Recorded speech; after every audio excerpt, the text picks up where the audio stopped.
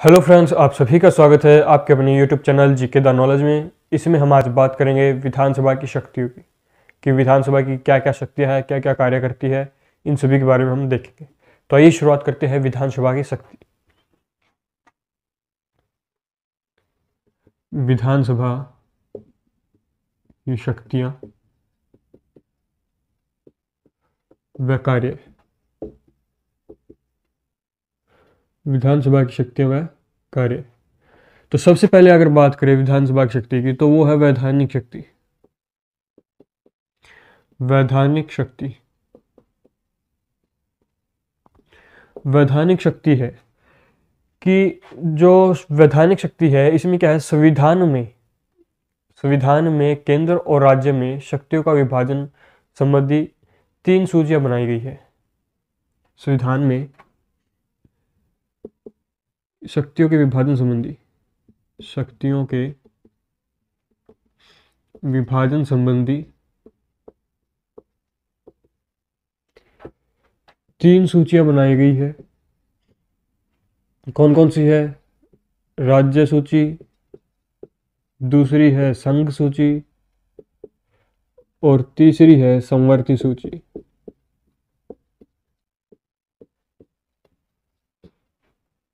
पहली है राज्य सूची, दूसरी है संघ सूची, तीसरी है संवर्ती सूची।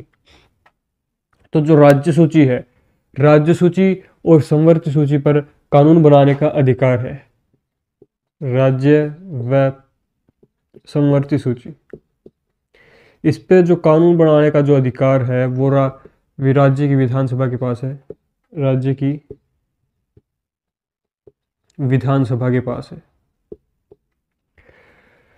राज्य और संवर्ती सूची में जो राज्य की विधानसभा के पास ये पावर है कि वो इनके ऊपर कानून बनाए। लेकिन जो संवर्ती सूची है, इसमें कानून साथ में कौन बनाती है? साथ में कानून बनाती केंद्र संसद या केंद्र सरकार,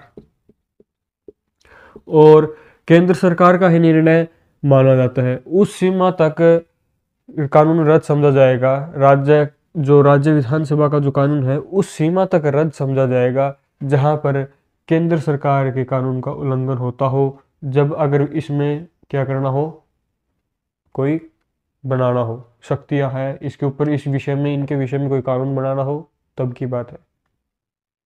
मतलब कि संवर्ती सूची में अगर कोई कानून बनाना है तो दोनों मिलकर बनाते हैं, राज्य और केंद्र। जब अगर राज्य का जो कानून है वो उसी समय सीमा तक निर्धारित रहेगा, उसी सीमा तक निर्धारित रहेगा जहां तक केंद्र के जो कानून है उसका उल्लंघन नहीं होता। अगर केंद्र के कानून का उल्लंघन होता है तो राज्य की विधानसभा का जो कानून है वो रद्द समझा जाएगा, उसको वैलिड नहीं मानेगी। संवर्ती सूची का ये है। और राज्य सूची में क्या है कि राज्य सूची में उसकी विधानिक जो शक्ति है वो निलंबित हो जाती है। क्या? या तो अगर राज्य विधानसभा जो है, विधानसभा ये अपने 2/3 सदस्यों के साथ, ये 1/3 सदस्यों के साथ अगर ये बहुमत पास कर दे कि राष्ट्रीय हित के लिए केंद्र राज्य सूची के किसी विषय में कानून बनाए, तो केंद्र जो है कानून बनाती है। 1/3 सदस्यों के साथ अगर विधानसभा ये पारित कर दे कि राष्ट्रीय हित के लिए राज्य सूची के विषय में कानून केंद्र बनाए, तो केंद्र कानून बनाती है। दूसरा क्या है? अगर आपातकाल लग जाती है, राष्ट्रीय आपातकाल के समय जो है शासन किसके हाथ में चला जाता है? केंद्र सरकार के हाथ में चला जाता है। तो आपातकाल के समय जो केंद्र के हाथ में चला जाएगा तो उसके ऊपर भी उन विषयों पर भी कानून कौन बनाएगी? केंद्र सरकार। यानी केंद्र सरकार कौन बैठता है? संसद। तो उस विषय में भी संसद कानून बना सकती है। तो जो वैधानिक शक्ति है, तो जो संविधान में केंद्र और राज्य में शक्तियों का विभाजन संबंधी 3 सूचियां बनाई गई है। राज्य सूची, संघ सूची, संवर्ती सूची। राज्य प्लस संवर्ती सूची पर कानून बनाते हैं राज्य की विधानसभा। लेकिन जो संवर्ती सूची है उसमें दोनों मिलकर बनाती है, राज्यसभा भी और विधानसभा भी। राज्यसभा के कानून को उस सीमा तक रद्द समझा जाएगा जहां पर केंद्र सरकार यानी संसद के कानून का उल्लंघन होता हो। अगर जो राज्य सूची है उसमें भी कानून बना सकती है केंद्र सरकार। कब बनाएगी? जब 1/3 सदस्य ये प्रस्ताव पारित कर दे कि राष्ट्रीय हित के लिए राज्य सूची के विषय में कानून केंद्र सरकार बनाए, तो केंद्र सरकार बनाती है। अथवा दूसरी जो है आपातकाल के समय में, जब आपातकाल लग जाती है तब भी क्या है, केंद्र सरकार के हाथ में शासन चला जाता है, राष्ट्रीय आपातकाल। और जब केंद्र हाथ के शासन में चला जाएगा तो संसद क्या है, कानून बनाएगी। ठीक है, तो ये था विधानसभा की शक्तियां व कार्यों का। जो पहली जो शक्ति है वैधानिक शक्ति है।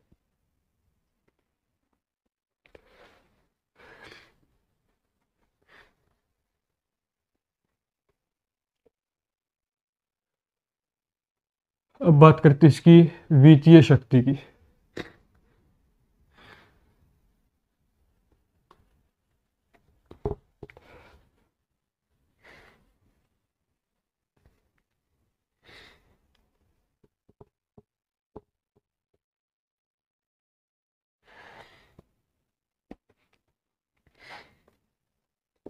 वित्तीय शक्ति,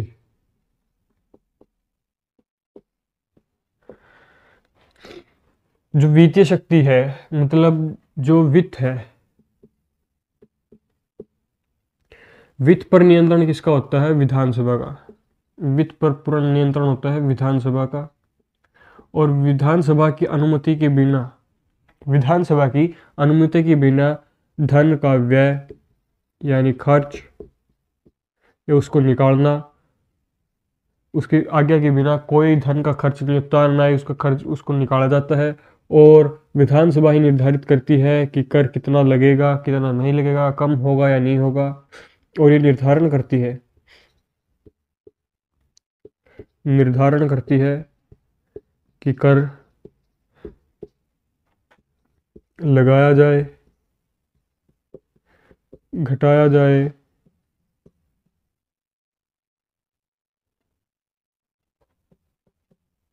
तो इसका निर्धारण कौन करती है? विधानसभा। कि जो वित्तीय शक्ति है, वित्त पर नियंत्रण होता है विधानसभा का।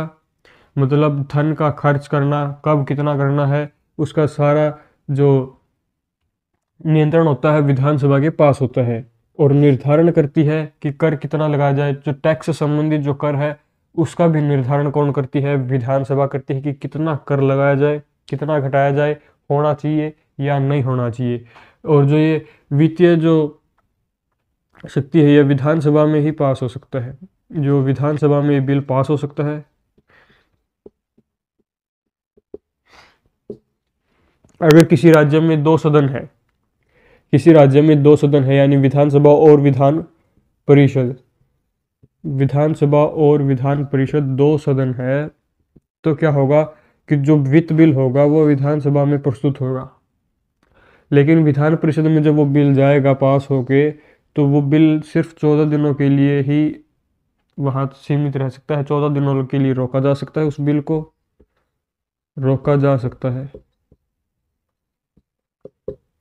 जो विधान परिषद है 14 दिन तक कौन से विधेयक को रोक सकती है? वित्त विधेयक को या वित्त बिल को रोक सकती है, या फिर उसके ऊपर पुनः उसको विचार करने के लिए लौटा सकती है।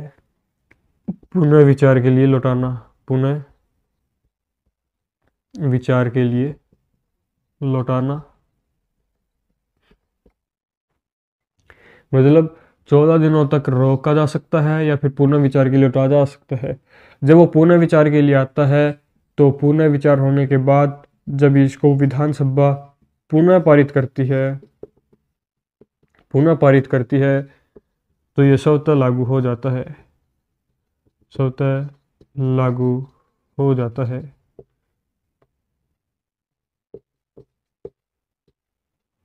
या यूँ कह सकते हैं कि 14 दिनों के बाद ये स्वतः लागू हो जाएगा।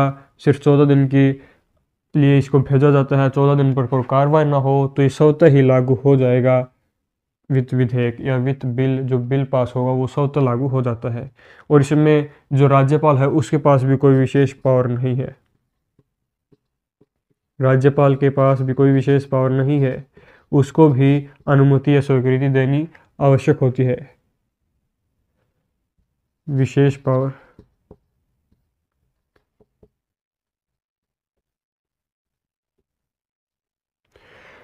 जो राज्यपाल है उसके पास भी कोई विशेष पावर नहीं है, उसको भी ये शक्ति की ये इसके साथ शक्ति नहीं है, क्योंकि उसको भी ये अनुमति देनी आवश्यक होती है।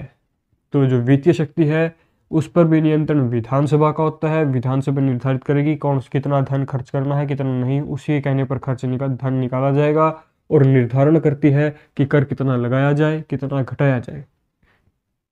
अब जो विधानसभा और विधान परिषद, अगर दो सदन है, किसी भी राज्य में दो सदन है, तो जो वित्त विधेयक पास कर दिया विधानसभा ने तो विधान परिषद में जाएगा, और विधान परिषद सिर्फ 14 दिनों तक रोक सकती है या फिर उस पर विचार कर सकती है। लेकिन 14 दिन के बाद जो वित्त विधेयक होगा वो लागू हो जाएगा, ये पुनः पारित कर देगी या फिर स्वतः लागू हो जाएगा। लेकिन इसमें राज्यपाल के पास भी कोई ऐसी पावर नहीं है जिसको वो वित्त विधेयक को या वित्त बिल को रोक सके, उसको भी इसकी स्वीकृति देनी पड़ती है। तो ये थी इसकी वित्तीय शक्ति।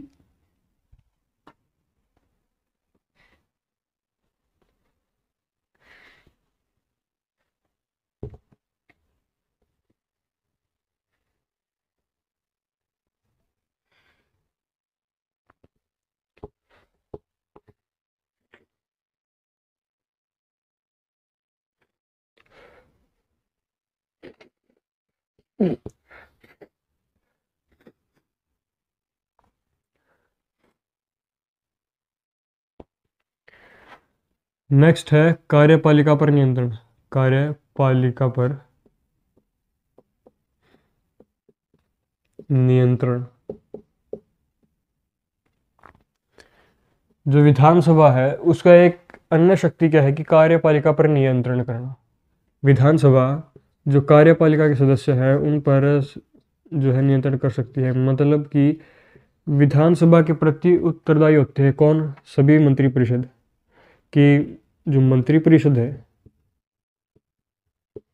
मंत्रिपरिषद किसके प्रति उत्तरदायी होते हैं? विधानसभा के प्रति उत्तरदायी होते हैं। जितने भी मंत्री होंगे वो विधानसभा के प्रति उत्तरदायी होते हैं।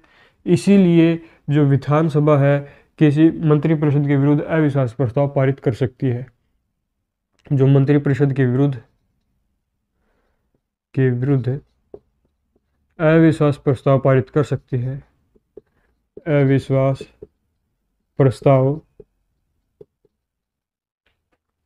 पारित कर सकती है। विधानसभा में जो विधानसभा है उसमें क्या करती है? कार्यपालिका पर नियंत्रण करती है। कार्यपालिका पर नियंत्रण करती है तो जो मंत्रिपरिषद होगी, मंत्रिपरिषद किसके प्रति उत्तरदायी होगी? विधानसभा के प्रति। और विधानसभा के प्रति उत्तरदायी है तो विधानसभा क्या है? मंत्रिपरिषद के विरुद्ध अविश्वास प्रस्ताव पारित कर सकती है। अगर अविश्वास प्रस्ताव पारित कर दिया तो मंत्रिपरिषद को क्या करना होगा? त्यागपत्र देना होगा। तो मंत्रिपरिषद क्या करती है? त्यागपत्र देती है। या फिर इनसे प्रश्नकाल में प्रश्न पूछकर इनकी आलोचना कर सकती है। प्रश्नकाल में विधानसभा जो है प्रश्नकाल में इनसे मंत्रियों से प्रश्न पूछकर उनके विभाग की सूचना प्राप्त कर सकती है। उनके विरुद्ध कोई भी प्रस्ताव, अविश्वास प्रस्ताव पारित कर सकती है या फिर व्यक्तिगत प्रस्ताव भी पास कर सकती है। प्रस्ताव भी पास कर सकती है। उनकी आलोचना प्रस्ताव भी पास कर सकती है, उनकी आलोचना भी कर सकती है। जो विधानसभा है वो प्रश्नकाल में प्रश्न पूछती है मंत्रियों से और उनके विभागों की जानकारी लेती है। इसके अलावा उनसे उनके प्रस्ताव भी प्रस्तुत किए जाते हैं, आलोचनाएं भी की जाती है, उनकी समीक्षा भी की जाती है। आलोचना के साथ साथ उनके साथ जो विश्वास प्रस्ताव पारित कर सकती है और उनसे त्यागपत्र मांग सकती है। इसके अलावा बात करते हैं संवैधानिक शक्तियाँ।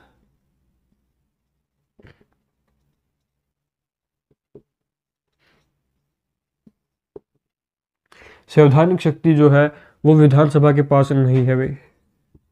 विधानसभा के पास संवैधानिक शक्ति नहीं है क्योंकि जो संविधान में संशोधन करने की जो प्रोसेस है वो विधानसभा के पास नहीं है। संविधान में संशोधन नहीं कर सकती विधानसभा और न ही सुझाव दे सकती है। न तो संशोधन कर सकती है और न ही सुझाव जो है विधानसभा न तो संशोधन कर सकती और न ही सुझाव दे सकती है। इसके अलावा बात करते हैं तो जो कानून बनाती है संवैधानिक संशोधन, जो संविधान में संशोधन का जो कानून है वो ये कहता है कि आर्टिकल 368 में कुछ विशेष बहुमत व आधे राज्यों, विशेष बहुमत प्लस आधे राज्यों की स्वीकृति, तो वो विधानसभा क्या करती है कि या सभी राज्यों की विधानसभाओं में से आधे राज्यों की विधानसभा के लिए कुछ विशेष विषय है जिन पर कुछ विशेष आर्टिकल है, कुछ विशेष भाग है जिन पर आधे से अधिक राज्यों की स्वीकृति आवश्यक होती है, आधे से अधिक राज्यों की स्वीकृति आवश्यक होती है। तो अगर देखें तो संवैधानिक शक्ति क्या है कि विधानसभा के पास कोई संवैधानिक शक्ति है नहीं है, न तो संशोधन कर सकती न ही सुझाव दे सकती। लेकिन आर्टिकल 368 के तहत एक प्रावधान है कि विशेष बहुमत के साथ प्लस आधे राज्य जब किसी जो विधेयक है उस पर प्रस्ताव पारित कर दे तो संविधान में संशोधन हो सकता है। तो उन आधे राज्यों में से अगर किसी भी राज्य की विधानसभा अगर उसको स्वीकृति दे दे तो वो कानून बन जाता है। और ये कुछ विषय है, जैसे कुछ अनुच्छेद है, जैसे राष्ट्रपति का निर्वाचन हो गया, उसके बारे में उसके संबंधित कुछ ऐसे बातें हैं जिनमें आधे राज्यों की स्वीकृति आवश्यक होती है। तो संवैधानिक शक्ति इसकी है, इसके पास नहीं है। सिर्फ ये सुझाव दे सकती है, वो भी कुछ एक अनुच्छेदों में, कुछ एक विषयों पर, कुछ एक कह सकते भागों में।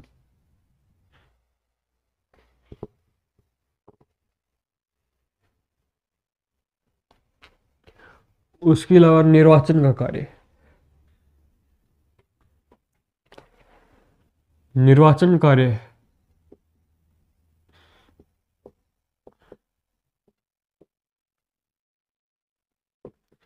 निर्वाचन कार्य क्या करती है कि सबसे पहले तो अपने सदस्यों का, मतलब लोकसभा अपने सदस्यों में से जो विधानसभा अपने ही सदस्यों में से एक को क्या करती है, अध्यक्ष चुनती है, वह दूसरे को उपाध्यक्ष।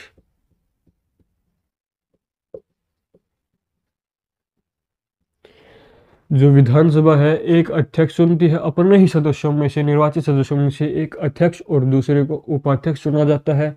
दूसरा क्या है कि जो विधानसभा है राष्ट्रपति के चुनाव में भाग लेती है, विधानसभा के निर्वाचित सदस्य राष्ट्रपति के चुनाव में भाग लेते हैं।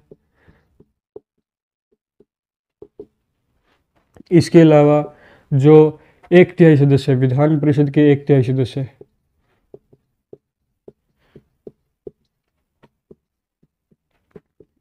एक तिहाई सदस्यों का निर्वाचन भी कौन करता है,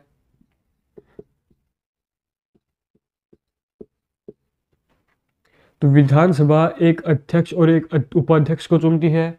इसके अलावा राष्ट्रपति के चुनाव में भाग लेती है और विधान परिषद के एक तिहाई सदस्यों का निर्वाचन भी कौन करती है, विधानसभा करती है। इसके अलावा बात करें तो राज्यसभा के सदस्यों का, अपने राज्यों के राज्यसभा के सदस्यों का, अपने राज्य में राज्यसभा के सदस्यों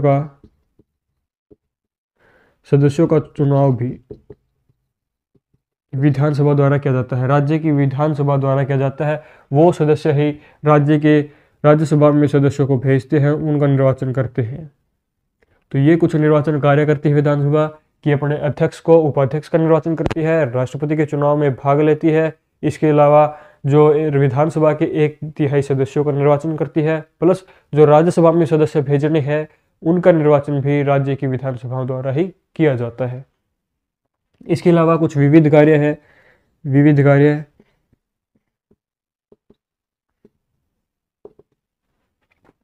जो लोक सेवा आयोग है, लोक सेवा आयोग इसकी शक्तियों में वृद्धि कर सकती है। लोक सेवा आयोग की जो शक्तियां हैं उनमें वृद्धि की जा सकती है।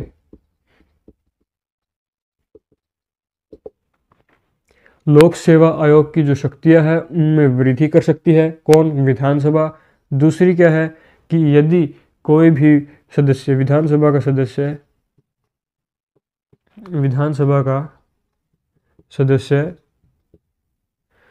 अगर संविधान के अनुसार कार्य नहीं करता, संवैधानिक कार्य को नहीं करता, तो उसको दंड दिया जा सकता है।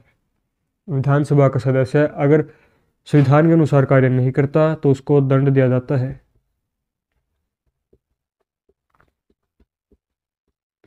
कार्य न करने पर दंड दिया जाता है। विधानसभा का कोई भी सदस्य अगर संविधान के अनुसार कार्य नहीं करता या असंवैधानिक कार्य करता है तो उसको दंड दिया जाता है। इसके अलावा उसको सस्पेंड भी किया जा सकता है। तो इसके कुछ ही विविध कार्य थे कि लोक सेवा आयोग की शक्तियों में वृद्धि कर सकते हैं। विधानसभा का जो सदस्य है यह संविधान के अनुसार कार्य नहीं करे तो उसको सस्पेंड कर देगा या फिर उसको दंड दिया जाएगा। तो ये थी इसकी कुछ शक्तियाँ व कार्य। आई होप आपको ये वीडियो पसंद आई होगी। अगर आपको ये वीडियो पसंद आए तो लाइक शेयर सब्सक्राइब करना ना भूले। धन्यवाद।